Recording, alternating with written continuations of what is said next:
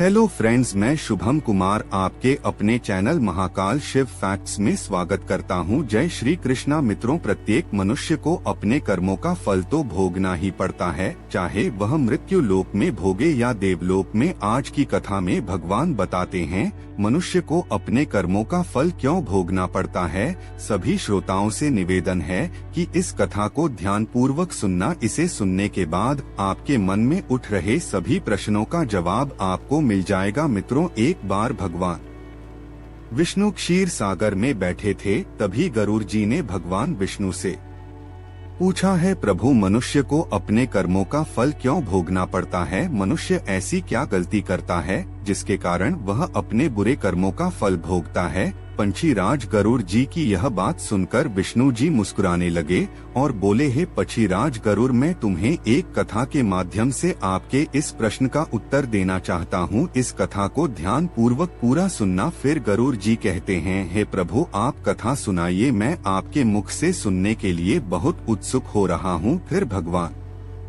विष्णु कथा सुनाना प्रारंभ करते हैं। कथा सुनने के पहले चैनल को सब्सक्राइब जरूर करें। आगे सुनते हैं और कहते हैं, हे पंछीराज, प्राचीन काल में एक शोभायमान नगरी थी। वहाँ एक चंद्रसेन नाम का राजा राज करता था। राजा बहुत धर्मात्मा, न्याय संगत एवं साधु प्रवृत्ति का था। राजा चंद्रसेन प्रतिदिन ब्रह्मा मुहूर्त में उठकर स्नान करके भगवान की पूजा करता था। वह ईश्वर का बहुत बड़ा भक्त था। उसने अपने राज्य में भगवान भोलेनाथ का बहुत ही विशाल और भव्य मंदिर बनवाया और एक ब्राह्मण को उस मंदिर का पुजारी नियुक्त किया। वह ब्राह्मण बहुत ही ईमानदार, नेक और धर्मात्मा था।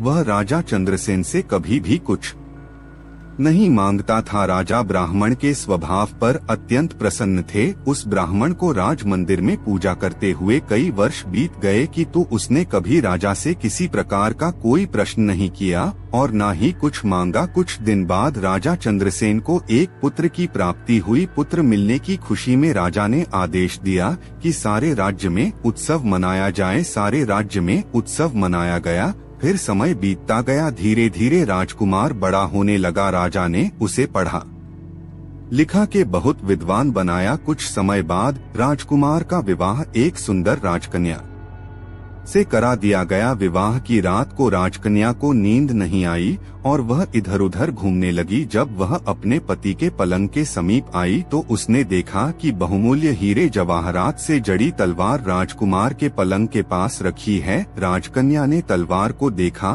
तो उससे रहा नहीं गया। उसके मन में तलवार को देखने की उत्सुकता बढ़ने लगी। फिर राजकन्या ने तलवार को म्यान से बाहर निकाला तो वह तलवार बिजली के समान चमकने लगी। यह देखकर राजकन्या डर गई और डर के मारे वह तलवार उसकी हाथ से छूटकर राजकुमार की गर्दन पर जा गिरी। तलवार गिरते ही राजकुमार के गले की नस कट गई और वह तुरंत मर गया। यह सब देख के राजकन्या बहुत डर गई और अपने पति के मरने से बहुत दुखी हुई। वह यह सोचकर बहुत डर गई थी कि अगर मैं सबको सच बताऊंगी तो कोई भी मेरी बात पर विश्वास नहीं करेगा। सुबह होते ही राजकन्या ने जोर जोर से विलाप करना शुरू कर दिया और कहने लगी कि मेरे पति की किसी ने हत्या कर दी है। उसके रोने की आवाज से महल के सभी राज दरबारी कर्मचारी और स्वयं राजा भी आ गया। राजा ने आकर राजकन्या से पूछा, राजकुमार की किसने हत्या की? राजकन्या विलाप करते हुए बताने लगी, मैं उसे नहीं पहचानती।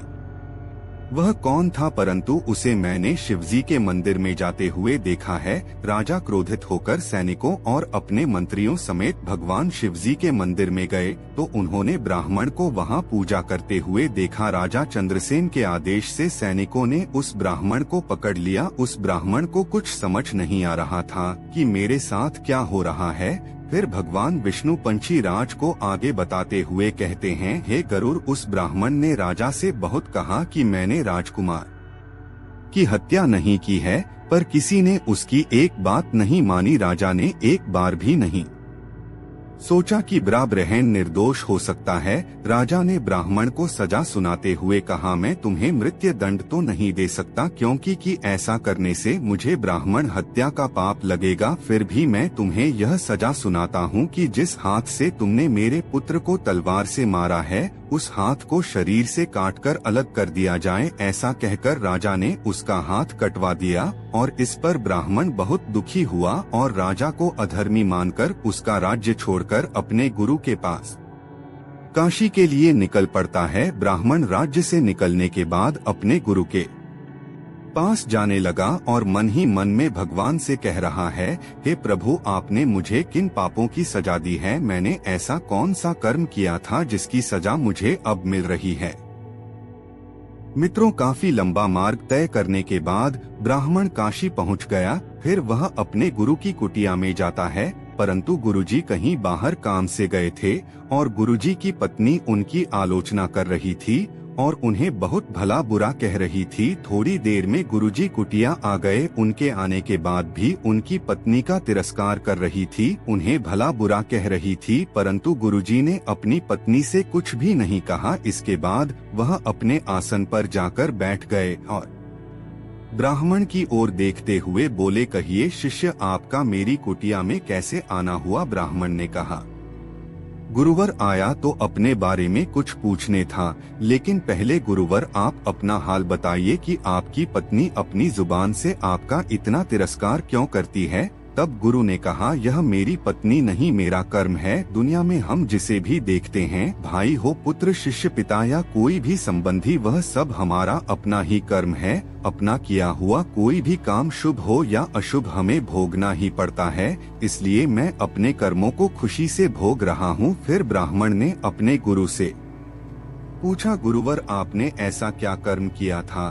तो गुरु ने कहा, शिष्य, मैं पूर्व जन्म में एक कुम्हार था और आज जो यह मेरी पत्नी है वह पूर्व जन्म में गद्दी थी। एक दिन मैं इससे काम करवा रहा था तो इसके पैर में चोट लग गई थी और घाव हो गया था। कुछ दिन बाद वह घाव बड़ा हो गया और जब भी मैं इसका उपचार करता था तो उपचार के समय इसे असहाय दर्द होता था। एक दिन उपचार के दौरान इसकी मृत्यु हो गई और इसके मृत्यु के कुछ दिन बाद मेरी भी मृत्यु हो गई, किंतु प्रभु की कृपा से मेरा जन्म ब्राह्मण कुल में हुआ और मैं एक साधु बना और इसका जन्म मैं एक साधारण से ब्राह्मण कुल में हुआ और यह मेरी पत्नी बनी है, जो कुछ दिनों के लिए मुझे अपने मुंह से गाली निकालकर मुझे दुख देगी, लेकिन मेरी सोच इसे दर्द पहुंचा के मारने की नहीं थी। मैं तो इसका उपचार कर रहा था, परंतु यह बात इसकी समझ में नहीं आई। फिर वह अपने शिष्य से कहता है, मैं इसे अपने पूर्व कर्मों का फल समझकर इसे सहन कर रहा हूँ और मैं इसलिए ही शांत हूँ और उस दिन की प्रतीक्षा कर रहा हूँ जिस दिन इसका स्वभाव अच्छा हो जाएगा।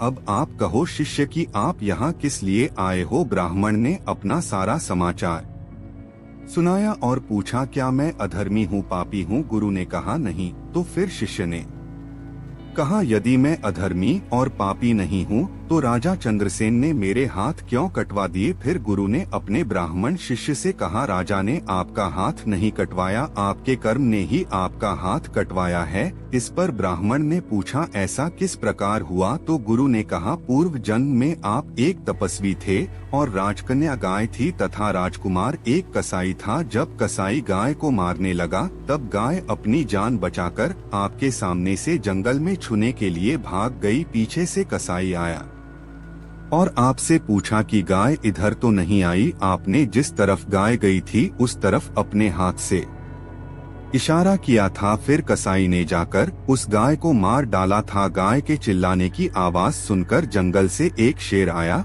और उसने गाय और कसाई दोनों को खा लिया। कसाई को राजकुमार का जन्म मिला और गाय को राजकन्या का जन्म मिला एवं पूर्व जन्मों में किए हुए कर्म ने एक रात्रि के लिए उन दोनों को इकट्ठा किया। क्योंकि कसाई ने गाय को तलवार से मारा था, इसी कारण राजकन्या के हाथों गलती से ही तलवार गिरने के कारण राजकुमार का गला कट गया और वह मर गया। इस तरह अपना फल देकर कर्म निवृत्त हो गया और तुमने अपने हाथ से इशारा किया था, उस पाप कर्म ने ही तुम्हारा हाथ कटवा दिया। इसमें तुम्हारा ही दोष है किसी और का नहीं। यह सुनकर ब्राह्मण मूर्ख रह गया और चुपचाप आप अपने राज्य में वापस लौट आया। मित्रों, भगवान विष्णु कहते हैं मनुष्य को सुख पूर्वक अपना जीवन व्यतीत करना चाहिए। यदि मनुष्य अपने कर्म सिद्धांत को मान ले और जान ले तो वह किसी भी घोर कर्म का फल भोगते हुए दुखी नहीं होगा, वह हमेशा सुखी जीवन व्यतीत करेगा। मित्रों, आपको यह कथा कैसी लगी कमेंट करके जरूर बताएं